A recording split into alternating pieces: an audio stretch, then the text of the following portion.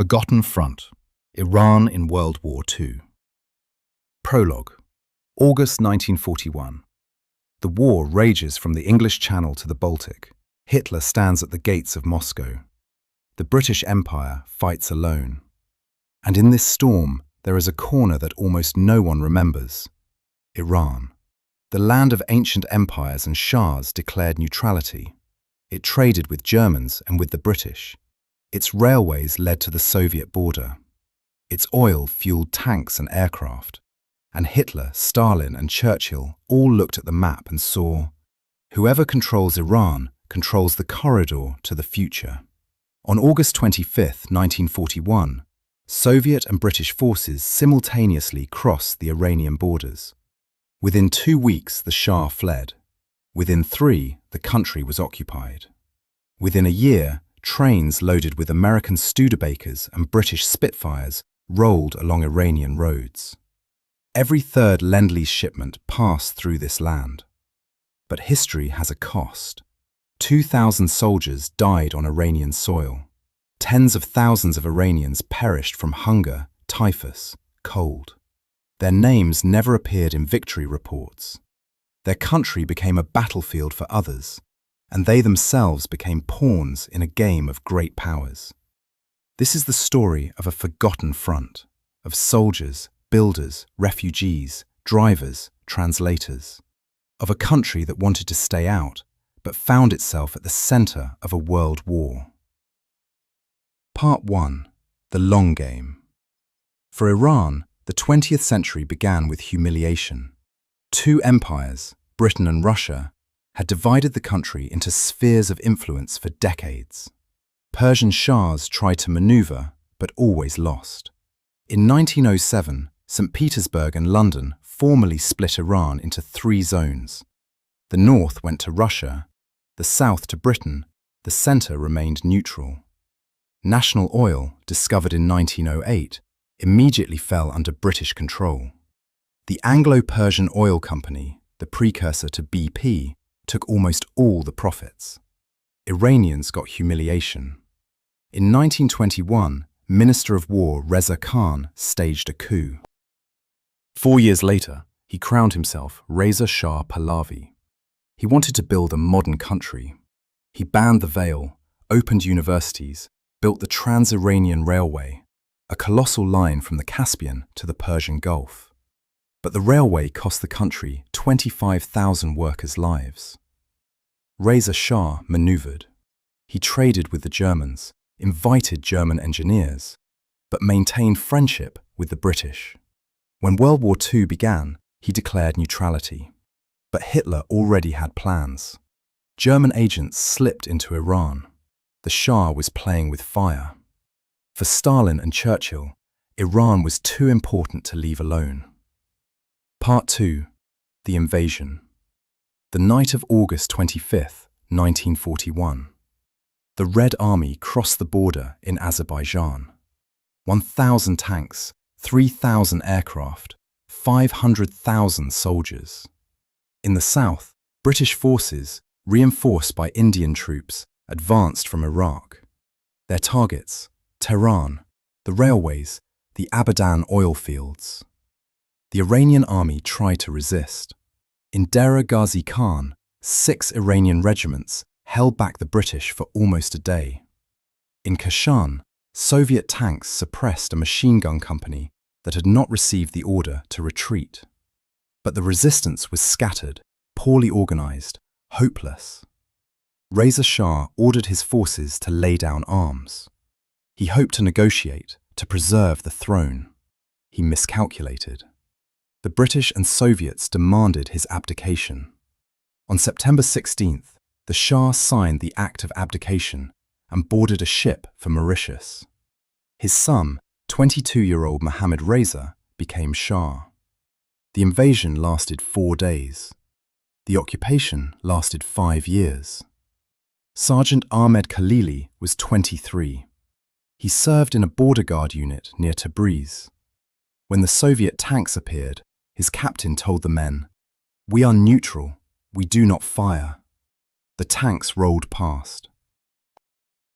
Ahmed watched the dust settle and thought, "What kind of war is this, where we do not even fight?" He spent the next 4 years as a laborer, building roads for the Soviets, watching his country become a supply depot. Part 3. The Corridor. The Trans-Iranian Railway was the key. It connected the Persian Gulf to the Caspian Sea, 1,000 kilometers of track laid through mountains and deserts, bridges and tunnels. The British and Soviets saw it as the lifeline to Russia. In 1942, American engineers and troops arrived, the Persian Gulf Command. Their job? Manage the flow of supplies. What followed was the largest logistics operation of the war outside the European battlefields. Every day, trains rolled north. Studebaker trucks, Douglas aircraft, radios, telephone wire, boots, canned food, tanks, aircraft engines. At the ports of Bandar Shapur and Khorramshahr, hundreds of ships unloaded around the clock. The men worked in heat that reached 50 degrees, in dust that choked lungs, in water that carried malaria. By the end of the war, over 5 million tons of supplies had passed through Iran. More than 5,000 Americans served there. 150 died from disease, accidents, the occasional German air raid over the Persian Gulf. Captain Robert Hartwell was a logistics officer from Ohio. He arrived in 1943, 26 years old, never been outside the United States. He remembered, "The heat was like nothing I'd ever known. You'd walk outside and your glasses would fog, your shirt would stick, your boots would fill with dust. But the Iranians, they worked alongside us, 12 hours a day, for wages we thought were generous and they thought were starvation. They never complained, they just worked. I think about them still." Part 4. The Famine. The occupation had a hidden cost. When the Allies took control, grain was requisitioned for the armies. The railways that once carried wheat to Tehran now carried war supplies. Prices soared. Drought came. The famine of 1942 to 1943 killed an estimated 200,000 Iranians. Some say more. In the cities, breadlines stretched for blocks. In the countryside, peasants watched their crops taken by soldiers and their families starve. There was no international aid, no news reports, no post-war tribunals, just the dead. Parvin grew up in a village in Khorasan. She was 10 years old when the soldiers came. They took the wheat, they took the barley, they left nothing. Her mother boiled roots. Her father walked to the city to find work and never returned. She remembers the sound of her younger brother crying, crying, crying, until one day he did not cry anymore. She is 92 now, living in a small apartment in Tehran. She has a photograph of her brother, a faded black and white of a toddler in a knitted cap. She keeps it hidden, not wanting her grandchildren to know. She says, "I have told no one. For 80 years, I have told no one, but I remember." Part 5. The Construction. The Allies needed more than railways. They needed roads, bridges, warehouses, airfields. Iranian labor built them. At the port of Khorramshahr, thousands of Iranian workers unloaded ships 12 hours a day. At the Andimeshk Bridge, they worked alongside American engineers, riveting steel in the blazing sun. At the Bandar Shapur docks, they hauled crates of ammunition, boxes of explosives, drums of aviation fuel. There were accidents. A crate of ammunition slipped and exploded, killing 14.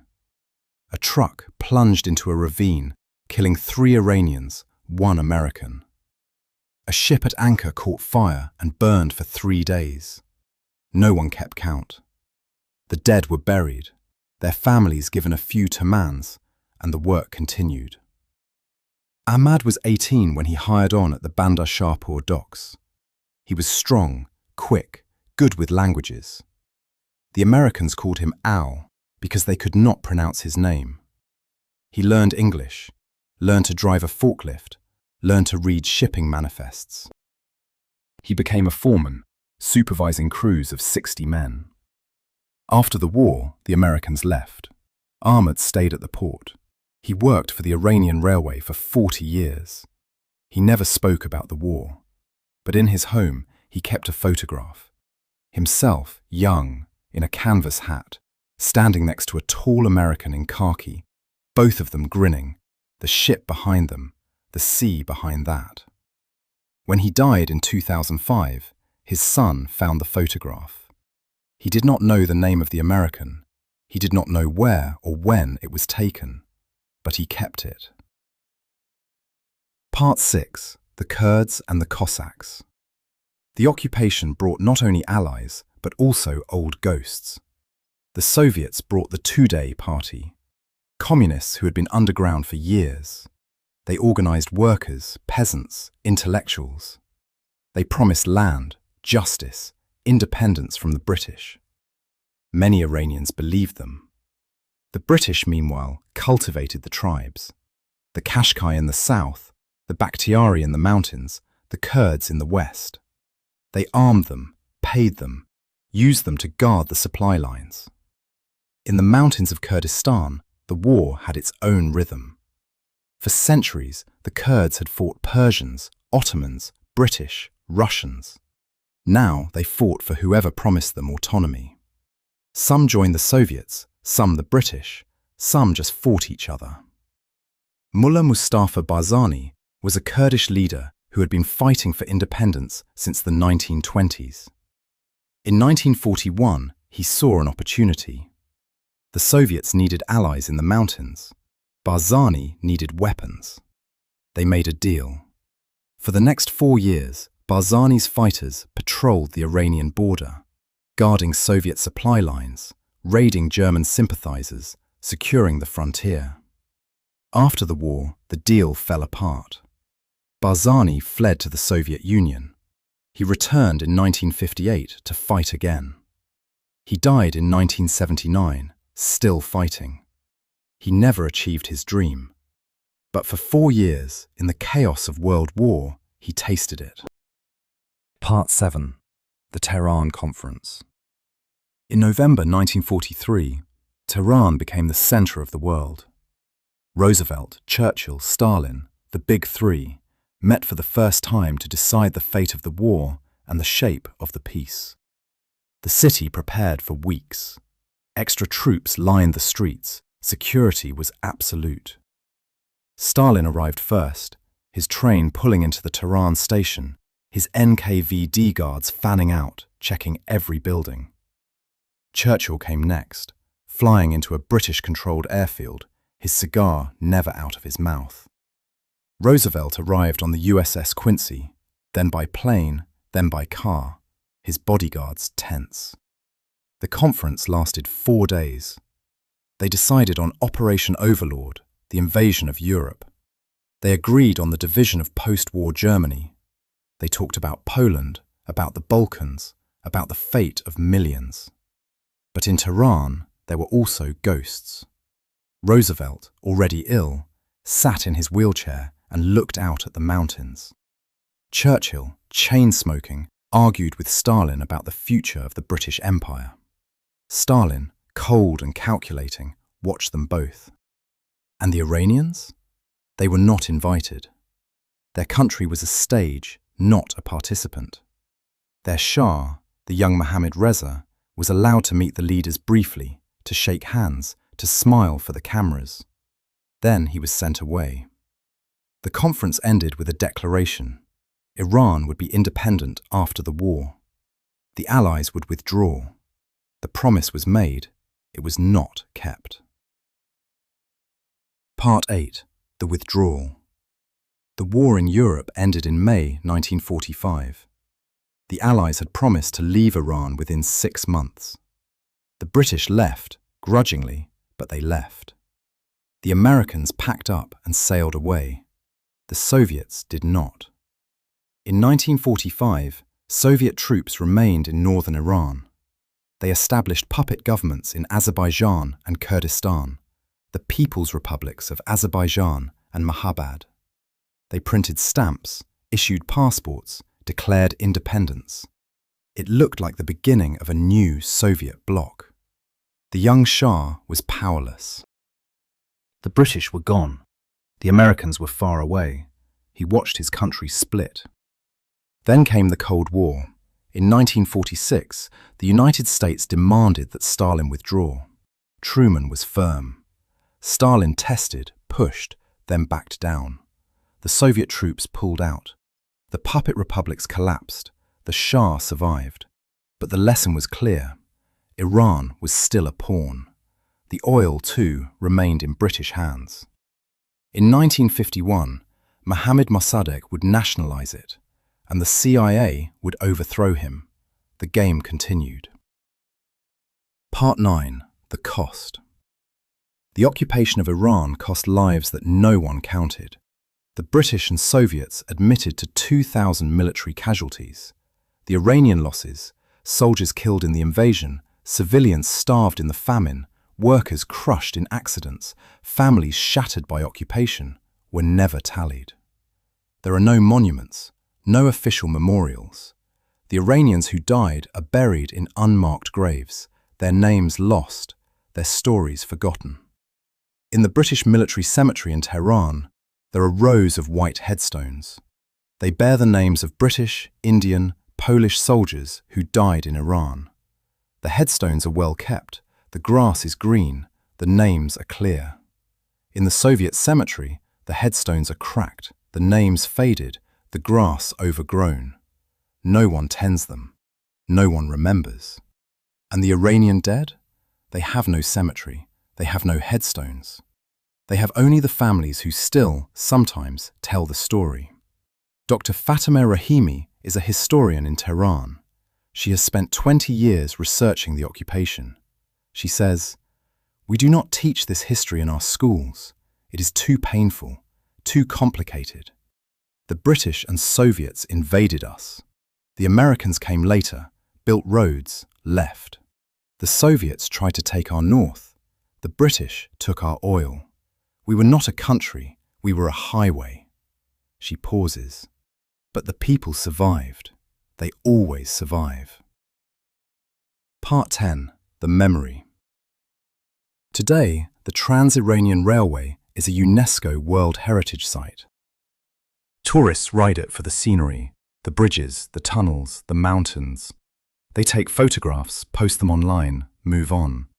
They do not know that it was built by workers who died of malaria, that it carried tanks and bullets to Stalingrad, that it was the reason their grandfathers invaded.